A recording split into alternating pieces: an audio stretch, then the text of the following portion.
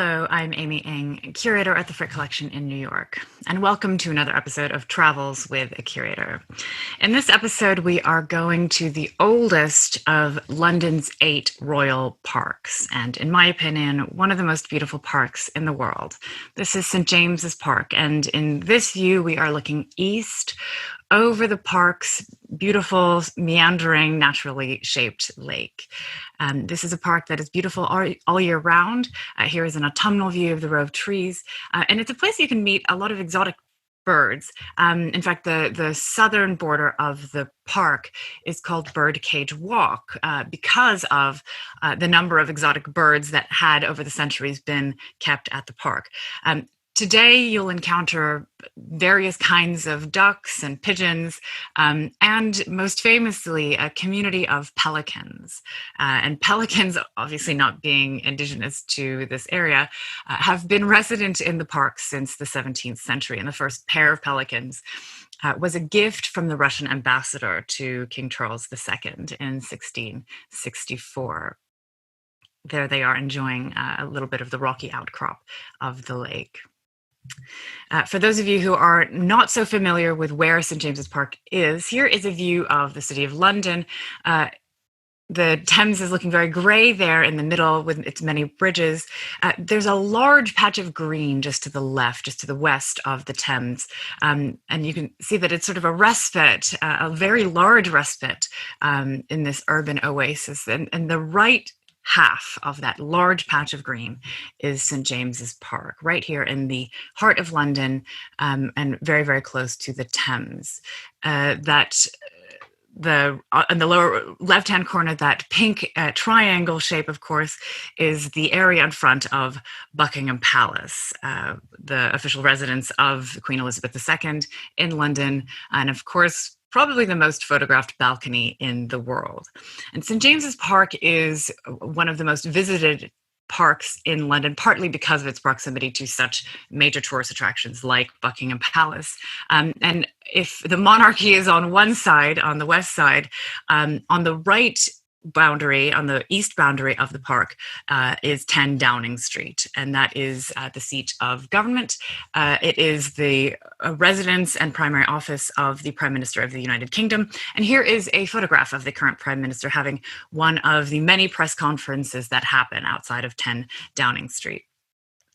What are we doing at St. James's Park? Well, we are visiting it because of one of my favorite paintings at the Frick, and a favorite of many people, I think, and that is a painting by Thomas Gainsborough that's set in St. James's Park. This is a painting that was acquired by Henry Clay Frick in 1916 from the dealer Duveen, who engaged in a little bit of trickery in order to get this painting to Frick. Duveen heard that Frick really, really wanted to acquire this painting. So Duveen surreptitiously acquired it himself in order to be the one to sell it to Frick, and in a way thereby solidifying a relationship with Frick in terms of the acquisitions of old master paintings like this. I've talked a little bit about Thomas Gainsborough in another episode of Cocktails with the Curator. This is one of the leading British artists of the 18th century, known primarily as a portraitist, and that is how he made his livelihood. Here's a magnificent self-portrait of Thomas Gainsborough, now in the Royal Academy in London. But Gainsborough really was passionate about making landscapes. And here is a rarely seen sheet. It's a landscape drawing that is in the Frick collection, acquired by Henry Clay Frick in 1913. So landscape painting and drawings, this was not a realm in which Gainsborough could really conduct a livelihood. He couldn't sell them in the same way that portraits were able to bring in a lot of revenue, but it was something he felt very passionately about. And in the Frick painting, you get both. You get the wonderful fashionable society figures, as well as this romantic landscape for which Gainsborough is so well known. Some contemporary accounts suggested that all of the figures in the painting were based on portraits. But a conflicting account after the painting was exhibited in Gainsborough's painting room at his home in Schomburg House, which is which was just around the corner from St. James's Park. A contemporary report after that showing of this painting suggested that this was made using dolls in the artist's studio and a model of the park. We'll never be sure exactly which account is true, but an important comparison that was made outside of the realm of portraits versus dolls was to the earlier French painter Jean-Antoine Watteau. Painted earlier in the 18th century, Watteau was famous for these sort of, they were called fêtes galantes, and they're contemporary fashionable figures set in these sometimes bucolic, sometimes mythological, sometimes fantastical places like this. This is Watteau's painting of the pilgrimage to Cythera, now at the Louvre. And like Gainsborough's painting some decades later, you have these wonderfully fashionable figures, contemporary to the 18th century, set in this lavish sort of mystical landscape. Here they're getting onto a boat that's going to take them off to another wonderful land. And Watteau populates his fête galante with these wonderful flying putti, very mythological, of course. Gainsborough's is much more grounded. It's much more local. This is the park around the corner from Gainsborough's home. And instead of putti, we have cows. I'm not sure if you can make out. I can see 4 cows behind these ladies here.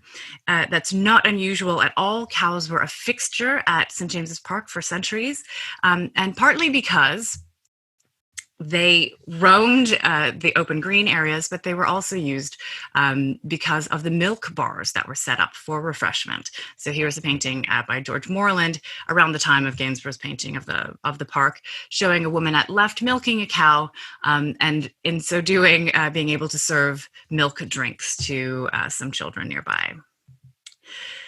Gainsborough's greatest, most significant patron was the King of England, George III. And this is a portrait of George III by Thomas Gainsborough, now in the Royal Collection. And it was for George III that Gainsborough painted this picture. And of course, this would have been very significant to George III because St. James's Park was literally on his doorstep. This is a royal park adjacent to the royal residence at the time, which was St. James's Palace. Apparently, this was rejected by the king. It ended up back in Gainsborough's studio at his death in 1788.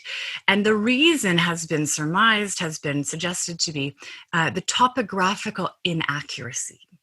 So this doesn't look enough like St. James's Park. That is one idea of why it may have been rejected.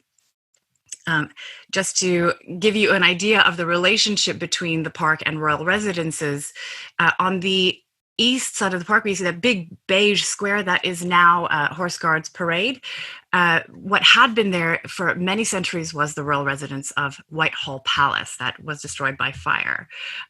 In the 1530s, Henry VIII, King of England, Henry VIII, decided that he wanted to build a new palace. This is when Whitehall Palace was still the royal residence. It was there on the east side.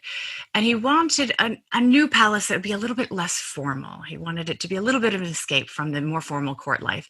So he took what had been this green space, a very swampy green space, which is now St. James's Park. He took that swampy green space that had a hospital for leprosy on it, and he converted it into his private deer park for a new palace that he was building. Not to worry, apparently there were no more inmates at the hospital for leprosy when Henry VIII had it demolished for his private deer park. But he did so in order to have adjacent to a new palace, St. James's Palace that he was building, which is only half a mile away from Whitehall. And it still stands there. St. James's Palace is on the sort of north border, very close to Buckingham Palace, and it was the official royal residence in London for centuries, up until 1837. So many of us think about Buckingham Palace as always having been the residence of the Queen. It was only since 1837 that this was the official residence of the monarchy in London. Before that, it was built by the Duke of Buckingham and only acquired later on for a royal residence. For those tourists who do go see the changing of the guard at Buckingham Palace, that of course happens at both St. James's Palace and Buckingham Palace today. It was in the 1660s that the history of the park really did transform. And it was with the ascension to the throne of Charles II after the Civil War. So the restoration of the monarchy, here came Charles II. And one of the things that he does when he comes to the throne is he opens St. James's Park to the public. So it had been a private park for the royalty, and he opens it to the public. And it becomes a place of encounters. It's where he can mingle with his subjects. It's where all sorts of people from various classes and from different walks of life can make different kinds of encounters. And it becomes a place of great encounters. And ever since the 17th century, there have been a number of reports and lore about encounters, both illicit and otherwise, that St. James's Park became the location for. And in addition to opening it to the public for these kinds of encounters, he also redesigned it. So rather than this sort of meandering deer park, he engages a French architect, André Mollet, to lay out the garden to lay out the park in a much more French style, so that a rectilinear long passage on the right side of this print from the 18th century is a canal. It's a very, very straight-edged canal that is built in, very beautiful, I'm sure, very manicured into the park. And significantly, on the left side of this print, there's four rows of trees, and I'm just going to go in there for a second. The other thing that Charles II constructs in this park is one of two long courts in the city of London, very nearby to each other, and this is called the Mall. And here I'm just giving you a slice so that you can see in the very center of those four rows of trees is this long bordered in Mall. Just one more view of figures within this long stretch of the Mall. The Mall was built for the playing of the game pall-mall, which is a croquet-like game. And it required a very long court like this. Its origins are in France, in Italy. In Italy, it was pall-mall. And it exists today, the Mall, still as that long pink paved road. Obviously, it's been worked on and paved since the 18th century, since Gainsborough's time. But this has now become a major processional route linking Buckingham Palace through Admiralty Arch to Trafalgar Square. This is the part of the park that Gainsborough has painted. And I'm calling it the Mall. In America, we would pronounce that word as mall, and that is a word that we associate, most of us associate America with shopping malls, although closer to the sense of what's happening in Gainsborough's picture is like the National Mall in Washington, so the long promenade. They both, the shopping mall and the National Mall in Washington, both have their origins, in the same origins in the English Mall, this court built for the playing of this game. By the time Gainsborough's painting in 1783, the use of the court is no longer for playing this game. That goes out of fashion a long time ago. In fact, about 40 years earlier, in 1745, here's a painting by an unidentified artist of a British school showing exactly this area in St. James's Park.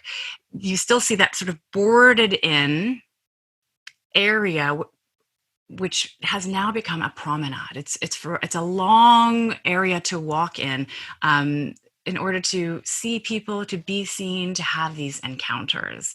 The Mall itself is sort of boarded in on all four sides with a low wooden wall. The surface was apparently cockleshell, so that it would have that kind of surface in order to better play pall-mall. And in Gainsborough's painting, I think because of the proximity to the cows, we're not actually in the court itself, but on one of the aisles on either side. And you can see from the details I'm about to show you that by Gainsborough's time, this really was a place for looking and walking and strolling and visual encounters. Look at the looks askance that are thrown by these women at each other, all looking around as if in these little teams of women sizing each other up, and their dogs also. If you can see, each of these three groups of women has little dogs that are also interacting in a very fashionable way. One can see a little bit why George III might have found this not quite right in terms of depicting the park that was literally on his doorstep, with the sort of dead, broken, picturesque trees, these sort of very soft-looking, hardly a row of trees, but sort of a mist that sort of dissolves into the background. It doesn't have that sense of the very linear, clear French design that had been the case and had characterized this park right through Gainsborough's life. It wasn't until the 1820s, after Gainsborough's death, that the more French style, the more linear style of this mall and of the park was transformed by John Nash into something much more romantic, into something much more natural looking. So a lake that was meandering in its borders as opposed to a very straight canal.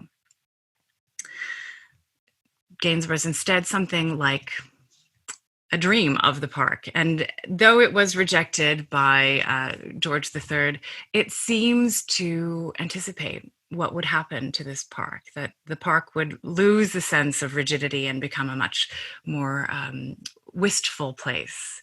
So for those of you who are fortunate enough to be able to visit the park, please say hi to the pelicans for me. For the rest of us who cannot, I guess we are all just left to dream, a little bit like Gainsborough in this painting, of the bending, wistful trees and the shade they throw on a cool summer's day. Thank you so much for joining me on this episode of Travels with a Curator. We'll see you next time.